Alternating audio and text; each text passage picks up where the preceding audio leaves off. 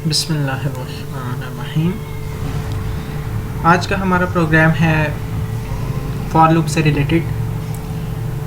Loops रेपिटिशंस या iterations के लिए यूज़ किए जाते हैं कि जब भी हमें स्टेटमेंट या ग्रुप ऑफ स्टेटमेंट्स को रिपीट करना होता है तो हम लूप्स का यूज़ करते हैं।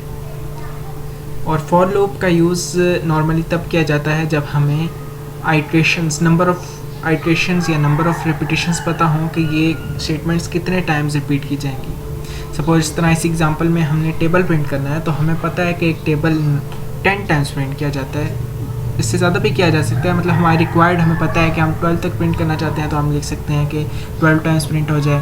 13 तक तो हम लिख सकते हैं कि टेबल 13 तक प्रिंट हो जाए, ठीक है। लेकिन नॉर्मली 10 टाइम्स प्रिंट किया जाता है तो हम यहाँ पर 10 टाइम्स तक कर लेते हैं, तो हमें इसकी नंबर ऑफ़ आइट्रेशंस पता है। और कुछ लूप्स ऐसे होते हैं, वाइल लूप जिस तरह, उसमें हमें कंडीशन पता होती है, आइट्रेशन नहीं पता होती, ठीक है। तो फॉर लूप को वाइल में कन्वर्ट किया जा सकता है, इस तरह वाइल को फॉर में भी कन्वर्ट किया जा सकता है। लेकिन जो एफिशिएंट वे है, जो बेस्ट फिट करता है लूप, हमें उसी का यूज़ करना चाहिए। सो हम स्टार्ट करते हैं इसको एक प्रोग्राम से जिसमें टेबल प्रिंट करना है। यहाँ पर इस लाइब्रेरी को कमेंट किया गया है क्योंकि ये इस एडिटर में यूज़ नहीं की जाती। नेक्स्ट पर hash include iostream input output के लिए है, जब भी हमें सी इन और सी आउट स्टेटमेंट्स का यूज़ करना होता है। इस तरह यूजिंग नेम स्पेस std, और अगर हम यहाँ पर यूजिंग नेम स्पेस std नहीं लिखते तो फिर हमें हर सी आउट स्टेटमेंट से पहले इस तरह से लिखना होगा।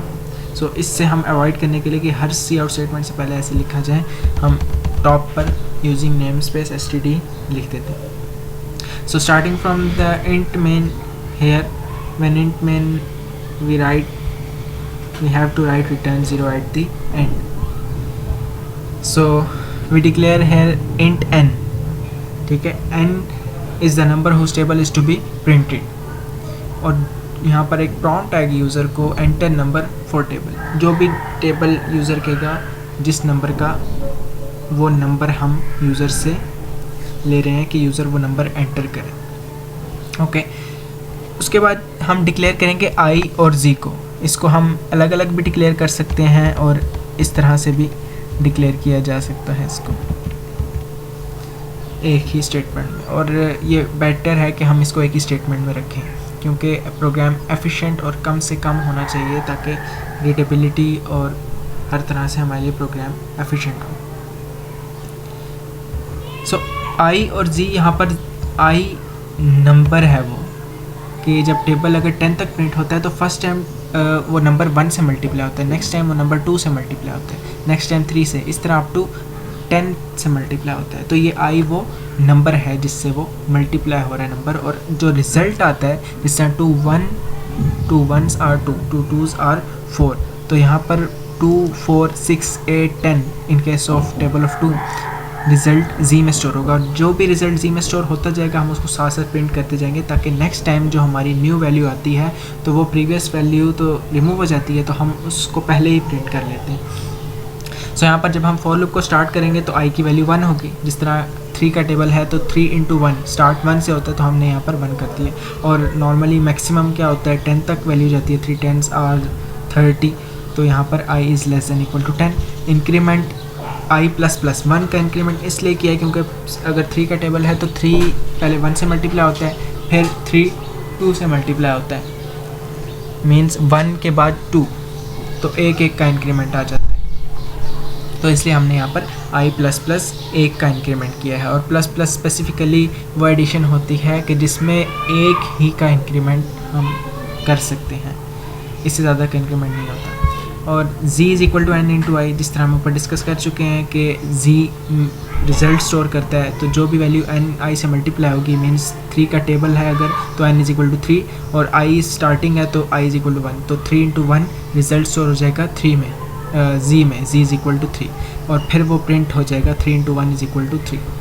फिर इंक्रीमेंट होगा i++, और उसके बाद कंडीशन चेक होगी कि लेस दैन इक्वल टू 10 है, तो फिर उसके बाद हम z is equal to n × i करेंगे। दिस टाइम क्या होगा कि n की वैल्यू तो कांस्टेंट है, n की वैल्यू वही रहेगी जो यूज़र ने एक दफ़ा एंटर कर दी है। उसके बाद यहाँ पर चेंजेस आएंगे i में, अब पहले 1 थी, अब आई की वैल्यू 2 हो जाएगी, तो 3 इंटू 2 इज इक्वल टू 6। अब जी की वैल्यू क्या है 6, तो 6 स्टोर हो जाएगा जी में, ठीक है। अब इसी तरह नेक्स्ट टाइम और साथ ही प्रिंट भी हो जाएगा, ठीक है। जब भी हमें स्टेटमेंट्स को साथ साथ प्रिंट भी करना हो, जिस तरह टेबल में हमें साथ साथ हम टेबल लिखते हैं कि 3 into 1 is equal to 3, 3 into 2 is equal to 6, तो हमारा यहाँ पर पर्पज़ है कि हम साथ साथ उस स्टेटमेंट को प्रिंट करें, तो इसलिए हमने उसको फॉर लूप से अंदर रखा है। और जब हमें जिस तरह किसी सीरीज़ का सम प्रिंट करना है, तो हमारा मकसद उस वक्त उस सीरीज़ के सम से होता है, तो वो सम हम एंड पर लिखते हैं फॉर लूप से बाहर। लेकिन यहाँ पर हमें क्योंकि साथ साथ प्रिंट करना है, तो हम इसलिए सी आउट स्टेटमेंट को फॉर लूप से अंदर लिखेंगे, ठीक है। तो जब थर्ड टाइम होगा तो आई की वैल्यू 3 हो जाएगी, और जो भी एन अगर 3 है तो 3 into 3 is equal to 9, result store हो जाएगा जी में। तो दिस टाइम क्या होगा कि सी आउट हो जाएगा 3, फिर उसके बाद ये एज इट इज़ प्रिंटिंग होगी मल्टीप्लिकेशन के लिए, और उसके बाद 3 इंटू 3, आई की वैल्यू इस दफ़ा 3 है, and then equal to sign, and then z is the result which is 9, so 3 into 3 is equal to 9। इसी तरह से i की वैल्यू 10 हो जाएगी, तो 3 इंटू 10 इज इक्वल टू 30। अब नेक्स्ट टाइम जब इंक्रीमेंट होगा तो क्या हो जाएगी, i की वैल्यू 11। याद रहे कि i की वैल्यू 11 होगी तो कंडीशन फॉल्स होगी, ठीक है। तो जब 11 होगी तो 11 is less than equal to 10, ये फॉल्स हो जाएगा। जब भी ये फॉल्स होगा तो ये वाली स्टेटमेंट्स एग्जीक्यूट नहीं होंगी और लूप से बाहर आ जाएगा, और फिर एक प्रिंटिंग होगी फॉर लूप एंड डिड की।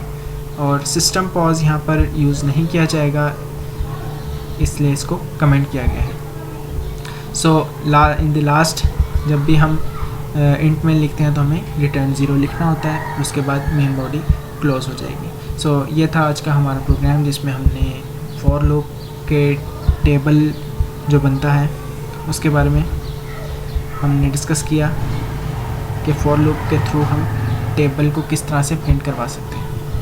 यहाँ पर हम इसकी आउटपुट स्क्रीन टेबल हम प्रिंट करते हैं, सपोज 7 का प्रिंट कर लेते हैं, तो you can see here first time 7 into 1 is equal to 7, then 7 into 2 is equal to 14। अब ये देखें साथ साथ प्रिंटिंग हो रही है, सिर्फ हमें 17 ही चाहिए था। अगर हम बाहर प्रिंट करते उस बॉडी से स्टेटमेंट सी आउट की, तो हमें सिर्फ ये वाली स्टेटमेंट मिलती, जो कि हमें रिक्वायर्ड नहीं थी, हमें साथ साथ प्रिंटिंग करनी थी, इसकी वजह से हमने उसको लूप से अंदर रखा। सो इसी तरह हम कोई भी टेबल प्रिंट कर सकते हैं।